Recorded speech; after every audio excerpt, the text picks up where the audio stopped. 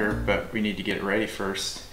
It's good to grease the fittings before each trip, and then I gotta check the oil. But right now we only have about 5 hours on the tractor, so we're doing pretty good. We'll go out and take a look at what we're doing with the berm and the lawn. Oil looks good. And then greasing all the loader fittings.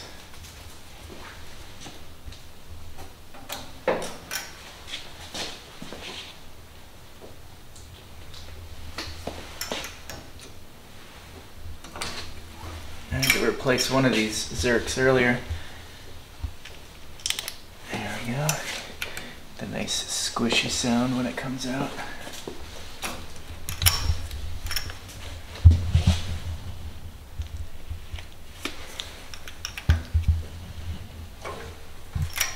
Oops.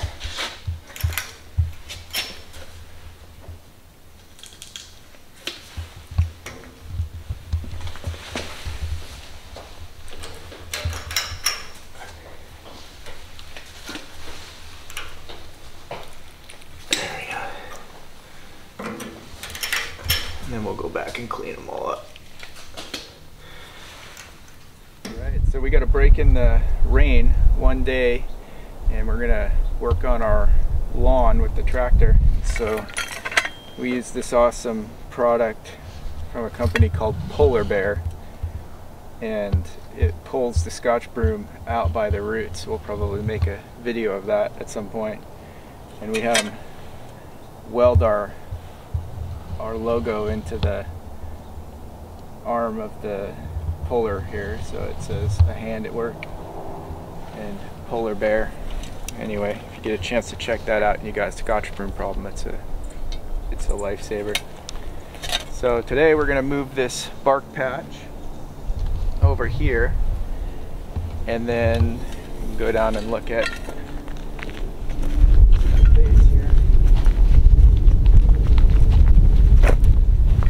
We've already started moving dirt from over here down into this area. We're gonna kind of partially fill up the swale because we don't need that much volume.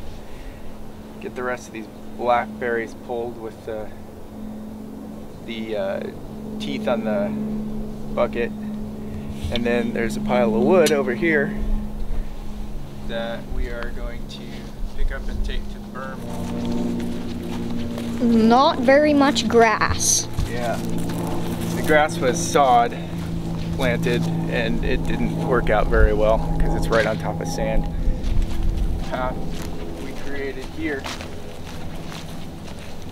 and then this will be all, we'll replant the whole front yard all the way down to the street, and maybe put some trees down by the street. So that's the plan anyway.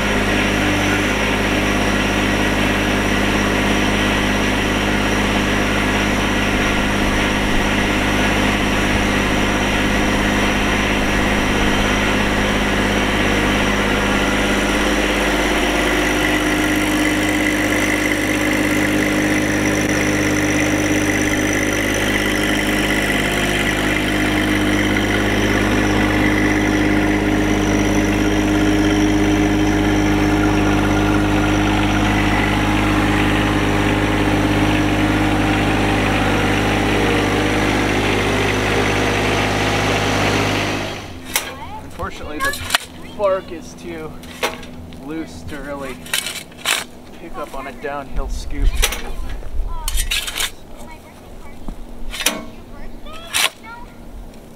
at least saving us having to move a wheelbarrow around.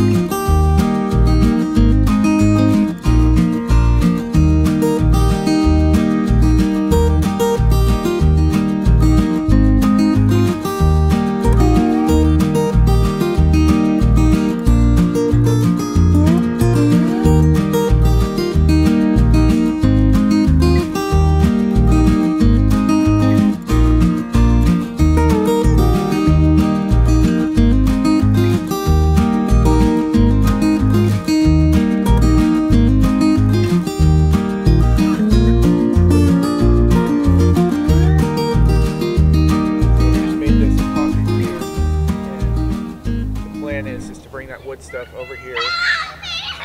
Got kids playing in the background. And this will be our burn area to just kind of keep... Already got some stuff in here. Yeah, just to kind of keep things from flying up. So we'll fill this about halfway up and then load things in as we need to. And we can burn them and not have to worry about catching anything else on fire. Yeah, because we'll have this nice wall of dirt. And dirt does not catch on fire. Usually. This dirt, I don't know, this could be thermite or something. right. All of our dirt is like this, super sandy, which means we have no water problems, but we need topsoil to be able to grow grass. So we're gonna take the berm down and put topsoil and grass it up. All right. Oh wait, now I'm gonna stop it. All right, so we just dug the hole in the front yard. I think we're gonna have a time lapse of that just before this, and then we're gonna take all of this wood pile stuff that's been collecting here for years, stick it in that hole, and then I'm gonna get a burn permit and burn it, since we're gonna remove that whole hill anyway. That way we have a kind of contained area to burn it in. Unfortunately, I don't have a grapple yet. We don't have a third function on the front of the bucket, but We could get one of those, what are they called, like, snappy jaw, no. yeah, that's What are they called? that's a grapple. But you need to have a third function. Well, or no, I mean the ones that hang off, and